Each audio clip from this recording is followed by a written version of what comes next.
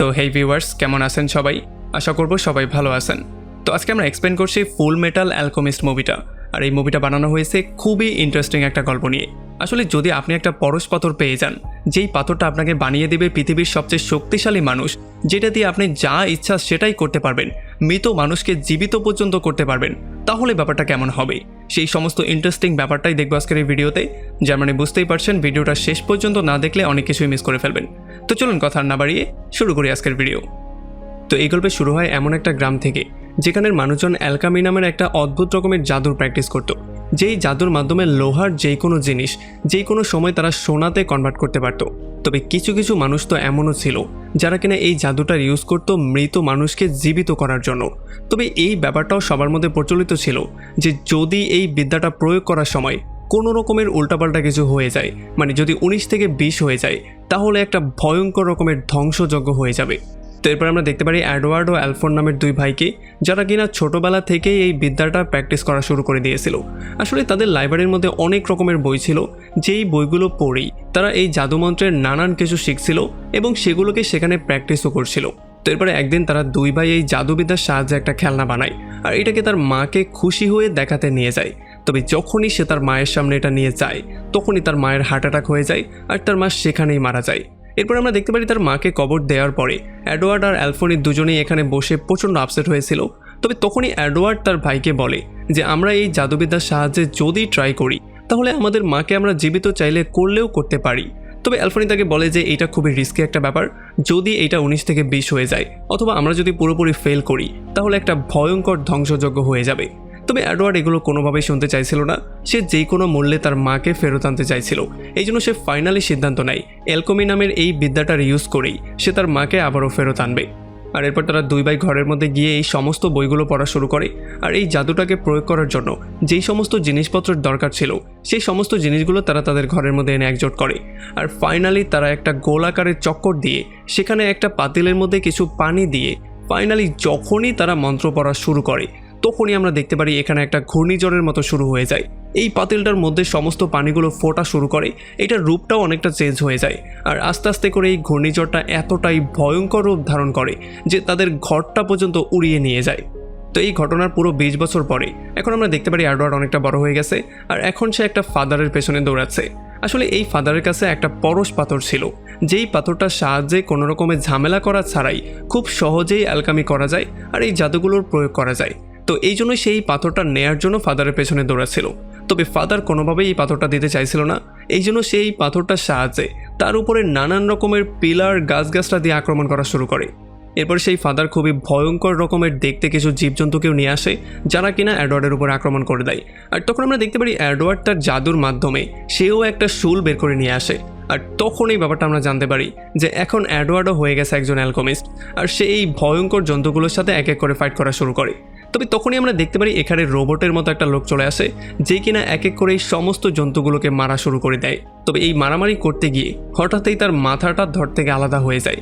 তবে তখন আমরা দেখতে পারি আসলে তার মাথা তো ছিলই না, বরং তার কোনো শরীরও ছিল না, সে ছিল হাওয়ার মধ্যে কিছু একটা।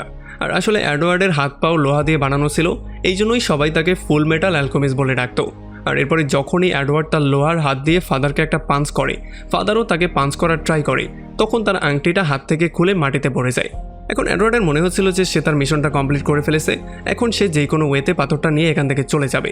তবে তখনই এখানে কর্নেল মাস্ট্যাং চলে আসে তার পুরো বাহিনী নিয়ে, আর তারা এই ফাদারকে তো অ্যারেস্ট করেই, সঙ্গে এডওয়ার্ডকেও অ্যারেস্ট করে নিয়ে যাওয়ার ট্রাই করে। তবে তখন এডওয়ার্ড সেই পাথরটার দিকে ইশারা করে তাদেরকে বলে যে এটা হচ্ছে গিয়ে পরশ পাথর, এটা যেই কোনো ওয়েতে আমার চাই। তবে তখন মাস্ট্যাং তাকে এটা প্রমাণ করিয়ে দেখিয়ে দেয় যে আসলে এই পাথরটা আসল না, এটা হচ্ছে নকল একটা পাথর। এইটা দেখার পরে এডওয়ার্ডের মন ভেঙে পুরো চুরমার হয়ে যায়, কারণ এতগুলো বছর যাবৎ সে এই পাথরটা পাওয়ার জন্য কত কিছুই না করেছে, কিন্তু আজকে সে দেখতে পেল এটা নকল একটা পাথর। আর তখন আমরা দেখতে পারি রোবটের মতো সেই ছেলেটাও চলে আসে, যে কিনা আর অন্য কেউ ছিল না, সে ছিল এডওয়ার্ডের ভাই অ্যালফোনি। তো এরপরে তাদের সবাইকে ধরে নিয়ে আসা হয় হেডকোয়ার্টারে, আর এখানে সবাই তাকে বোঝানোর ট্রাই করে যে আসলে পরশ পাথর নামের কোনো পাথরই নেই। সেই ফাদারের হাতে যেই পাথরটা ছিল, এটা শুধুমাত্র কাজ করছিল তার মধ্যে যেই পাওয়ারটা আছে সেটার জন্য। সে এটাকে এমনভাবে শো করছিল যেন এটা পরশ পাথর, তবে পরশ পাথর বলতে কিছু নেই। তবে এডওয়ার্ড এটাকে কোনোভাবে বিশ্বাস করতে চাইছিল না।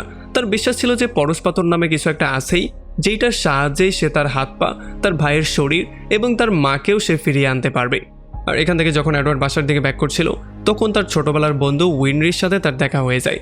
আর যখন উইনরি এই সমস্ত ব্যাপারগুলো জানতে পারে তখন সেও তাকে বলে যে হ্যাঁ সমস্যা নেই, আমিও তোমাকে সাহায্য করব সেই পাথরটাকে খুঁজে বের করতে।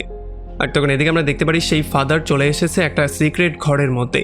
আসলে সেই ফাদার কোনো রকমে মিলিটারিদের হাত থেকে বেঁচে এই ঘরের মধ্যে চলে এসেছে, যেখানে কিনা 3টা ভয়ঙ্কর গ্যাংস্টার তার জন্য ওয়েট করছিল। আসলে এই গ্যাংস্টারদের লিডার ছিল লাস নামের একটা মেয়ে, আর তাছাড়া এনবি নামের খুবই লম্বা একটা মেয়ে ছিল যে কিনা যেই কারো রূপ ধারণ করতে পারত। আর তাছাড়া গটনি নামের একটা ছেলেও ছিল যে কিনা যেই কোনো কিছুই খেতে পারত। আসলে আমরা জানতে পারি লাশই এই ফাদারকে কোনো একটা কাজে পাঠিয়েছিল, তবে যেহেতু ফাদার এই কাজটা করতে পারেনি, মানে সে ব্যর্থ হয়েছে, এই জন্য লাশ তার হাতটাকে বড় করে তার গলা টিপে তাকে সেখানেই মেরে ফেলে। আর তার মরার সঙ্গে সঙ্গেই গুটনি তার শরীরের পুরোটাই আস্ত খেয়ে ফেলে। এদিকে যখন এডওয়ার্ড ঘুমানোর ট্রাই করছিল তখন সে কোনোভাবেই ঘুমাতে পারছিল না। তার বারবার করে 20 বছর আগের সেই এক্সপেরিমেন্টের কথা মনে পড়ছিল। আসলে যখনই তার এক্সপেরিমেন্টটা ফেল হয়েছিল তখন তাকে 70 দরজার সামনে নিয়ে আসা হয়েছিল, যেই 70 দরজার পেছনে পৃথিবীর সমস্ত রকমের জ্ঞান ছিল। আর হঠাৎই 70 দরজাটা খুলে যায় আর ভয়ঙ্কর 2টা হাত তাকে টেনে সোজা দরজার ভেতরে নিয়ে যায়। আমরা দেখতে পারি এডওয়ার্ড মহাবিশ্বর মধ্যে খুবই ভয়ঙ্কর গতিতে উঠছিল, তবে এই উড়াউড়ির মধ্যেই সে তার মাকে দেখতে পায়।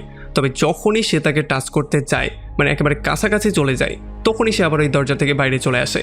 তবে এতক্ষণ এই জ্ঞানের সমুদ্রে ওড়ার জন্য এডওয়ার্ড অ্যালকমির সমস্ত ব্যাপারগুলো জেনে গিয়েছিল, সে হয়ে গিয়েছিল একজন মাস্টার। তবে তখন সে হাওয়ার মধ্যে একটা লোককে দেখতে পারে যে কিনা এডওয়ার্ডকে বলছিল যে যদি কেউ কোনো মৃত মানুষকে জীবিত করতে চায় তাহলে তাকে তার বদলে তার শরীরের কোনো একটা অঙ্গ দিতে হবে। আর যেহেতু এডওয়ার্ড যেই কোনো ওয়েতে তার মাকে সেভ করতে চাইছিল, এই জন্য সেই শরীরটা তার একটা পাই নিয়ে নেয়। তবে এরপরেই এডওয়ার্ড দেখতে পারে সে তার ঘরে ফিরে এসেছে, আর ঘরটা পুরোটা যেমনটা তেমনই ছিল, তবে তার একটা পা পুরোপুরি মিসিং ছিল। সে যখন তার ভাই অ্যালফনিকে চারপাশে খোঁজার ট্রাই করে তখন কোনোভাবেই সে তার ভাইকে খুঁজে পাচ্ছিল না। সে তখন এটা বুঝতে পারে যে হয়তোবা তার মাকে বাঁচানোর জন্য তার ভাই তার পুরো শরীরটাকেই তাকে দিয়ে দিয়েছে। তো এরপরে এডওয়ার্ড কোনো রকমে হামাগুড়ি দিয়ে ঠিক সেই জায়গায় চলে আসে যেখানে 20 বছর আগে তারা এক্সপেরিমেন্ট করেছিল। এখানে সে কালো রঙের কিছু একটা দেখতে পারে যেটা খুবই অদ্ভুত রকমের ছিল, যেটা তার মা তো অবশ্যই ছিল না। এই জন্য এডওয়ার্ড প্রচণ্ড রাগ করে, আর সে একটা লোহার শিল্ডের সাথে ধাক্কা খাওয়ার পরে তার ভাইকে ফেরত আনার জন্য ফাইনালি আবারও প্রার্থনা করা শুরু করে। এই জন্য সে আবারও চলে আসে সেই একই জায়গায়, মানে 70 দরজার সামনে। তবে এইবার যেহেতু এডওয়ার্ড চাচ্ছিল তার ভাইকে সেভ করতে, এই জন্য তার ভাইয়ের জন্য সে তার একটা হাত দিয়ে দেয়। আর যখন সে ঘুম থেকে উঠে যায় তখন সে দেখতে পারে তার হাতটা একটা লোহার হাত হয়ে গেছে, আর তার ভাইও জীবিত হয়ে গেছে। তবে তার ভাইয়ের কোনো শরীর ছিল না, বরং সে হয়ে গিয়েছিল একজন রোবটের মতো। এখন বর্তমান সময়ে কর্নেল তাদের 2 ভাই এবং তার বন্ধুকে নিয়ে টাকার নামের একটা অ্যালকমিস্টের কাছে আসে, কারণ তাদের এটা বিশ্বাস ছিল যে হয়তোবা এই অ্যালকমিস্টের কাছ থেকে পরশ পাথর সম্পর্কে তারা কোনো ইনফরমেশন পেলেও পেতে পারে।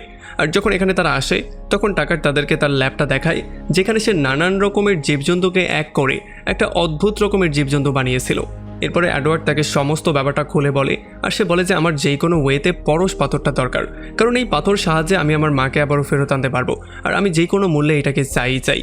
তবে টাকার তাকে বলে যে আমি নিজেও তো জানি না যে পরশ পাথরটা কোথায় আছে, তবে হ্যাঁ তোমার গল্পটা আমার মন ছুঁয়ে গেছে, এই জন্য আমার পক্ষ থেকে যতটা করা যায় আমি ততটাই দিয়ে ট্রাই করব তোমাকে সাহায্য করার জন্য। আর এর পরের সিনে আমরা দেখতে পারি এডওয়ার্ড আর উইনরি ট্রেনে করে অন্য একটা শহরে চলে যায়। আসলে তারা সেই শহরে যাচ্ছে ডক্টর মার্কোসের সাথে মিট করতে, যার কাছে পরশ পাথর থাকলেও থাকতে পারে বা পরশ পাথর সম্পর্কে কিছু ইনফরমেশনও থাকতে পারে।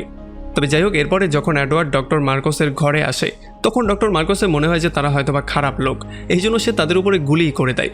এই জন্য নিজেদেরকে বাঁচানোর জন্য ফাইনালি বাধ্য হয়ে এডওয়ার্ডকে ডক্টরকে বেহুশি করতে হয়।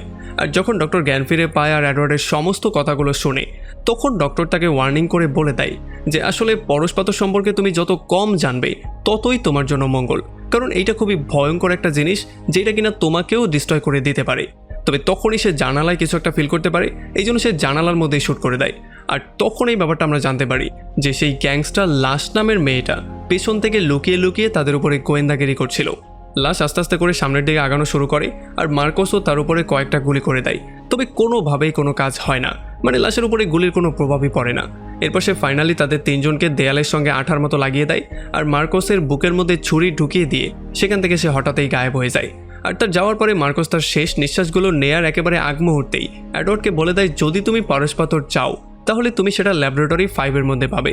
আসলে এটা ছিল একটা মিলিটারি বেস ক্যাম্প যেটা কিনা অনেক বছর আগে মিলিটারিরা ইউজ করতো। আর এতটুকু বলার পরেই ডক্টর মার্কোসের সেখানে মৃত্যু হয়ে যায়। এখন এই ব্যাপারটা জানার পরে এডওয়ার্ড বুঝতে পারে যে এখন আর এখানে থেকে কোনো লাভ হবে না, এই জন্য সে সরাসরি চলে আসে টাকারের কাছে। তবে সে দেখতে পারে টাকার মানুষ আর কুকুরকে মিক্স করে নতুন একটা জন্তু বানিয়েছে। সে এডওয়ার্ডকে বলে যে এই এক্সপেরিমেন্টটা করার জন্য সে তার মেয়ে এবং তার কুকুরটাকে বলি দিয়েছে। এর আগে যে এক্সপেরিমেন্টটা সে করেছিল সেখানে সে তার ওয়াইফকেও বলি দিয়ে দিয়েছিল। তবে এগুলো শোনার পরে এডওয়ার্ডের মাথা প্রচণ্ড গরম হয়ে যায় আর সে তাকে আচ্ছা রকম ধোলাই করা শুরু করে। সে তাকে মেরেই ফেলতে যাচ্ছিল, তবে একেবারে শেষ মুহূর্তে অ্যালফোনে এসে তাকে আটকে দেয়। আর এরপরে ফাইনালি তাকে পুলিশের হাতে তুলে দেওয়া হয় তার মেয়ে এবং তার ওয়াইফের হত্যার জন্য। এরপরে এডওয়ার্ড মিলিটারির সমস্ত বইগুলো পড়া শুরু করে। পুরনো আমলের যত বইগুলো ছিল সেই ইতিহাসগুলো সে পড়া শুরু করে, যাতে করে ল্যাবরেটরি 5 সম্পর্কে সে কিছু ধারণা পেয়ে যায়। তবে অনেক দিন অনেক বই পড়ার পরেও কোনোভাবে সে ল্যাবরেটরি 5-এর কোনো অস্তিত্বই পাচ্ছিল না। তবে একদিন হঠাৎ করেই একটা মিলিটারি জেনারেল তার সামনে চলে আসে আর সে এসে তাকে বলে যে তুমি যেই ল্যাবরেটরি 5 খুঁজছো সেটা তো আসলে হচ্ছে মিলিটারিদের স্টোর রুমের নাম, যেটা কিনা অনেক বছর আগে ইউজ করা হতো, তবে এখন সেটাকে আর ইউজ করা হয় না, সেটা পুরোপুরি খালি পড়ে আছে। আর এইটা শোনার পরে এডওয়ার্ড পুরোপুরি খুশি হয়ে যায় আর সে বুঝতে পারে যে সে সেখানেই সেই জিনিসটা পাবে, এই জন্য সে খুব দ্রুতই সেখানে চলে যায়।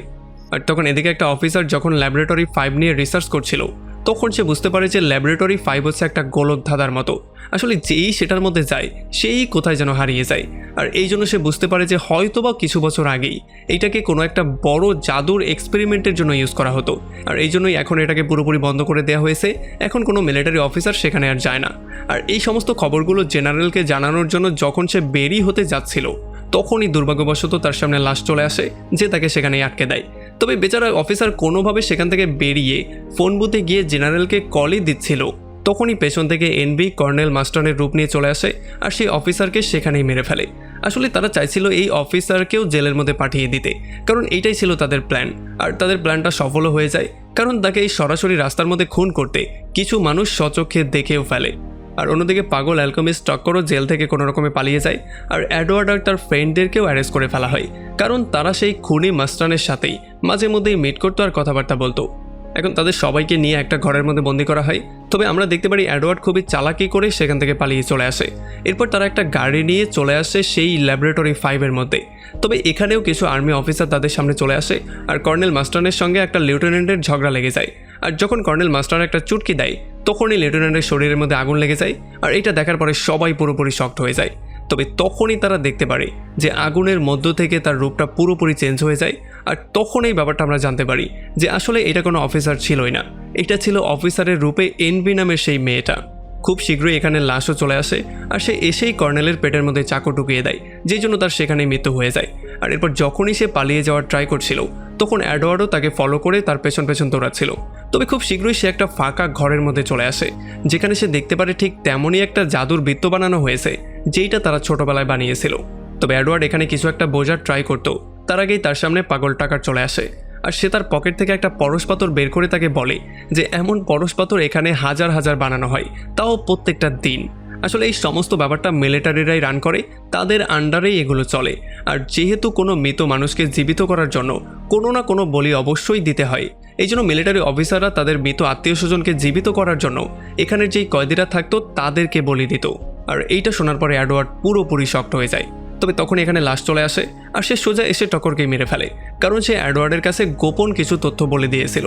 তবে তখন আমরা জানতে পারি যে আসলে লাশ কখনো জন্মই নেয়নি, লাশ হচ্ছে গিয়ে অ্যালকেমিস্ট দিয়ে বানানোই একটা প্রাণী, এই জন্যই সে মানুষের চেয়ে একটু ডিফারেন্ট আর মানুষের চেয়ে একটু বেশি শক্তিশালী। আর এরপরে ফাইনালি তাদের সামনে চলে আসে এই পুরো অপারেশনের মাস্টারমাইন্ড জেনারেল। আর জেনারেল এসে তাদের সবাইকে বলে যে আমার ইচ্ছা এইরকমই একটা ভয়ঙ্কর বাহিনী রেডি করা, যাতে করে আমাদের সাথে কেউ কোনোদিন টক্কর দিতে না পারে। আর লাশ হচ্ছে গিয়ে আমার সবচেয়ে ভয়ঙ্কর বাহিনীর অন্যতম একজন সদস্য। আর এরপরে যখনই জেনারেল লাইটটা অন করে তখনই ছাদে আমরা দেখতে পারি হাজার রোবট পড়ে আছে, যেগুলোর মধ্যে কোনো জীবন ছিল না। আর এরপরে একটা মেশিনের সাহায্যে যখন এই পরশ পাথরগুলো রোবটদের কাছে পাঠানো হয় আর এই পরশ পাথরগুলো রোবটদের বুক পর্যন্ত গিয়ে পৌঁছায়, তখনই একটা করে রোবট জীবন ফিরে পাওয়া শুরু করে আর তারা ভয়ঙ্কর রূপে ফিরে আসা শুরু করে। জেনারেল তার নিজের বানানো রোবট দেখার পরে খুশিতে পাগলের মতো হয়ে যায় আর রোবটদেরকে কমান্ড দেওয়ার জন্য তার সামনে যায়। তবে হঠাৎই কি হয়ে গেল, রোবটরা উল্টো তার উপরেই আক্রমণ করে দেয় আর তাকেই পুরো ছিঁড়ে বেড়ে খেয়ে ফেলে। আর এরপর যখন রোবটরা অন্যদের উপরে আক্রমণ করতে যাচ্ছিল তখনই সেখানে অ্যালফোন, কর্নেল আর উইনরে চলে আসে। আর তখন এই ব্যাপারটা আমরা জানতে পারি যে তখন যে লাশ কর্নেলের উপরে আক্রমণ করেছিল সেখানে কর্নেলের মৃত্যু হয়নি, এরপর তারা সবাই মিলে রোবটদেরকে মারা শুরু করে। তবে যেহেতু রোবটদের সংখ্যা অনেক বেশি ছিল, এই জন্য তারা এটা ক্লিয়ারলি বুঝতে পারছিল যে আজকে তারা এখান থেকে আর বেরিয়ে যেতে পারবে না, তাদের মৃত্যু আজকে এখানেই নিশ্চিত। তবে তখনই কর্নেল মাস্টাং তাদের সবাইকে বলে যে রোবটদেরকে মারার একটা নতুন ওয়ে আছে। রোবটদেরকে মারতে হলে তাদের একে অন্যের মাথার সঙ্গে বাড়ি দিতে হবে, আর এমন করেই এরপরে তারা রোবটদেরকে মারা শুরু করে। তবে যেহেতু এখনও রোবটদের সংখ্যা অনেক অনেক বেশি ছিল, এই জন্য তারা সেখান থেকে পালিয়ে আসার সিদ্ধান্ত নেয়। তবে বাইরে বের হওয়ার সঙ্গে সঙ্গেই তাদের ফেস করতে হয় লাশ আর তার টিমকে। যদিও কর্নেল এখানে অনেকটা আহত অবস্থায় ছিল, তবে তবুও সে তার সমস্ত পাওয়ার এক জায়গায় করে আর ফাইনালি একটা ভয়ঙ্কর আগুনের গোলা বের করে। যেই আগুন দিয়ে যখনই সে তাদের উপর আক্রমণ করে, তখন ওই দুজনের কিছু না হলেও বেচারি এনবি এখানে পুড়ে ছাই হয়ে যায়। এরপরে কর্নেল বারবার করে লাশের উপরে আক্রমণ করা শুরু করে আর তাকে কয়েকবার মেরেও ফেলে, তবে কোনোই লাভ হয় না, কারণ বারবারই সে আবারও জীবিত হয়ে যায়। আর তখন লাশ এটা খোলাসা করে যে আসলে তার বুকের মধ্যেও একটা পারস পাথর আছে, যেটার জন্য তাকে যতবারই মারা হয় ততবারই সে জীবিত হয়ে যায়, আর এটার জন্যই সে একটা ভয়ঙ্কর পাওয়ারও পেয়েছে। আর এই জন্য এডওয়ার্ড, অ্যালফোনি আর কর্নেল তারা তিনজন একসাথে তার উপরে আক্রমণ করে। কর্নেল তার জীবনের ঝুঁকি নিয়ে আগুনের মধ্যে গিয়ে তার বুক থেকে পরশ পাথরটা বের করে ফেলে, যেই জন্য বেচারির লাশের সেখানেই মৃত্যু হয়ে যায়। আর যখন এই সমস্ত ব্যাপারগুলো গ্লুটনি দেখতে পারে, তখন সে এখান থেকে ভয়ে পালিয়ে চলে যায়। এখন ফাইনালি যেহেতু কর্নেল সেই পরশ পাথরটা পেয়ে গেছে, এই জন্য সে এইটা এডওয়ার্ডকে দিয়ে দেয়, যাতে করে এইটার সাহায্যে সে তার ভাই এবং তার মাকে ফিরিয়ে আনতে পারে। এরপরে এডওয়ার্ড তার ভাইয়ের শরীরটাকে ব্যাক করানোর জন্য প্রেয়ার করা শুরু করে। তবে সে আবারও সত্যের দরজার সামনে চলে আসে। এখানে সে তার ভাইয়ের শরীরটাকেও দেখতে পারে, যেটা কিনা ফিজিক্যাল রূপে এখানেই ছিল। এখন যেই হাওয়ার মতো লোকটা আছে, তাকে যদি সে এই পরশ পাথরটা দিয়ে দেয়, তাহলেই তার ভাইয়ের বডিটা পৃথিবীতে ব্যাক করবে। তবে সে এটা দিতে যাওয়ার একেবারে লাস্ট মুহূর্তেই আবারও মনটা ঘুরিয়ে নেয়। আসলে এডওয়ার্ড কোনোভাবেই এই পাথরটাকে তার ফায়দার জন্য ইউজ করতে চাইছিল না, কারণ সে অলরেডি এটা দেখে ফেলেছে যে এই পাথরগুলোর জন্য কত কত জীবন নষ্ট হয়েছে, কিছু মানুষের ফায়দার জন্য কত মানুষকে এগুলোর ফলভোগ করতে হয়েছে। আর এরপরে ফাইনালি আবারও এডওয়ার্ড পৃথিবীতে ব্যাক করে, আর এখানে এসে সে তার ভাই অ্যালফোনির কাছে মাপ চায়। সে বলে যে তোমার শরীরটা আমি ব্যাক আনতে পারলাম না, আমাকে প্লিজ মাফ করে দিও। আর অ্যালফোনিও তাকে মাফ করে দেয়, আর সেও প্রমিস করে বলে যে সেও কখনো অ্যালকমি ইউজ করবে না, কারণ এই অ্যালকমির জন্যই তাদের জীবনে যত ঝামেলার সৃষ্টি হয়েছে। এই জন্য এটা থেকে যতটাই দূরে থাকা যায় ততটাই তাদের দুইবার জন্য ভালো, আর বাকি সমাজের জন্যও ভালো। আর ফাইনালি আমরা দেখতে পারি এডওয়ার্ড দেখতে পারে নতুন একটা সূর্য উদয় হচ্ছে। এটার মানে এইটা ক্লিয়ার যে এডওয়ার্ডও তার জীবনে নতুন একটা সূর্যের উদয় করেছে। এখন সে তার জীবনটাকে নতুন করে শুরু করবে। আর এমনই একটা ইন্টারেস্টিং পয়েন্টে এই পুরো মুভিটা এখানে শেষ হয়ে যায়। তো আমাকে কমেন্ট করে জানান কেমন লাগলো ভিডিও। যদি ভালো লাগে তাহলে অবশ্যই একটা লাইক করবেন, আর যদি এখনও আমাদের চ্যানেলটা সাবস্ক্রাইব করে না থাকেন তাহলে প্লিজ করে ফেলুন। তো আমাদের দেখা হবে অন্য কোনো ভিডিওতে অন্য কোনো একদিন। Till then, take care.